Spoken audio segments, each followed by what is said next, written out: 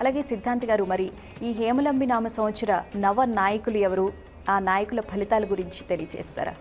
సంవత్సర ఫలితాన్ని నిర్ణయించేది నవనాయకులు. నవనాయకులలో ప్రధానమైనటువంటి వ్యక్తి రాజు, సంవత్సరాధిపతి. సంవత్సరం ఏ వారంతో ప్రారంభమైతే ఆ వారాధిపతి రాజుగా పాలిస్తాడు. హేమలంబి నామ సంవత్సరంలో రాజా బుధుడు రాజైనాడు. బుధవారంతో ప్రారంభమవుతుంది. బుధవారానికి అధిష్టాన దైవం సాక్షాత్ శ్రీమన్నారాయణమూర్తి. బుధ్యతే సర్వమితి బుధుడు రాజవటం వల్ల పాలన చక్కగా ఉంటుంది. అంతేకాకుండా ఇదే బుధుడికి మరొక ఆధిపత్యం వచ్చింది, సైన్యాధ్యక్ష పదవి. సేనాని కూడా ఆయనే, సైన్యాధ్యక్షుడు కూడా. ప్రజలను రక్షించే గ్రహం బుధుడైనాడు, పాలించే గ్రహం కూడా బుధుడైనాడు. సైన్యాధ్యక్షుడు ఆయనే, పాలకుడు ఆయనే. ఇలా ఉన్నప్పుడు శాంతి భద్రతలు చాలా చక్కగా ఉంటాయి, అదుపులో ఉంటాయి. అందరూ ధర్మ మార్గంలో తెలివిగా ప్రవర్తించి వారి వారి ఆశయాలని సిద్ధింపచేసుకోవడానికి ఈ తెలివిగల గ్రహము బుధుడు, ఈ బుధుడు రాజవటం వల్ల ఎక్కువగా అవకాశం ఉన్నది. మంత్రి శుక్రుడు మంత్రి అవటం వల్ల సమర్థత బాగా ఉంటుంది, వర్షాలు బాగా పడతాయి, పంటలు బాగా పండుతాయి, ఆవులు బాగా పాలిస్తాయి. ముఖ్యంగా శుక్రుడు సుఖాలకి, భోగాలకి, భాగ్యానికి అధిపతి.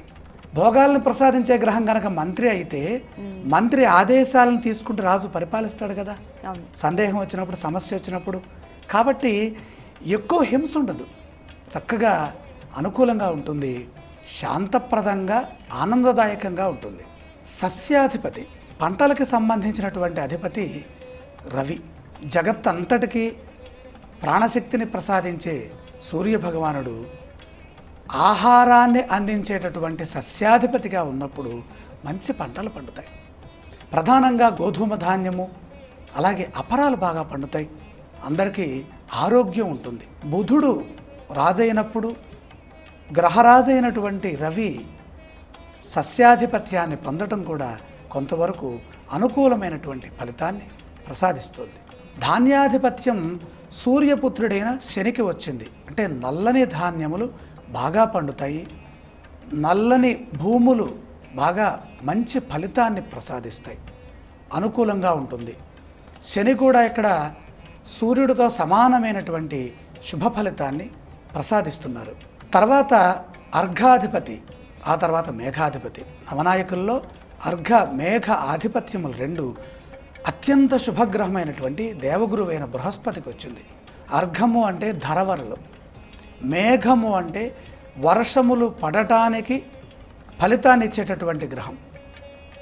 వర్షములు పడటానికి ఆధారం ఎవరు? మేఘాధిపతి. ఈ మేఘాధిపతి బృహస్పతి అవటం వల్ల మంచి వర్షాలు కురుస్తాయి. సకాలంలో రైతులకి అనుకూలమైనటువంటి విధంగా తాగునీరు, సాగునీరు రెండూ బాగా ఉంటాయి. రసాధిపత్యం కుజుడికి వచ్చింది, నీరసాధిపత్యం రవికి వచ్చింది. రసములు అంటే ద్రవ సంబంధమైనటువంటి పదార్థాలు, నూనెలు, తేనె ఇలాంటివి, పాలు, ఇవన్నీ కుజుడు ఆధీనంలో ఉండటం ద్వారాగా కొద్దిగా ఇబ్బంది ఉంటుంది పాపగ్రహానికి రసాధిపత్యం రావటం. అయినప్పటికీ అందుబాటులో ఉండే విధంగానే ధరలుంటాయి. తర్వాత నీరసాధిపత్యం అంటే రసములు కాని వాటిని నీరసములు అంటాం.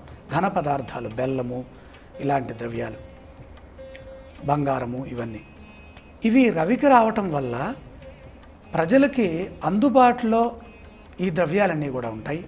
ముఖ్యంగా బంగారం అందుబాటులో ఉంటుంది, అందరూ ఉపయోగించుకునే విధంగా నీరసములు, రసము కానటువంటి అంటే ద్రవ్య పదార్థములు కాని వస్తువులు ఏవైతే ఉన్నాయో ఘన పదార్థములు అవన్నీ సక్రమంగా అనుకూలంగా ఉంటాయి.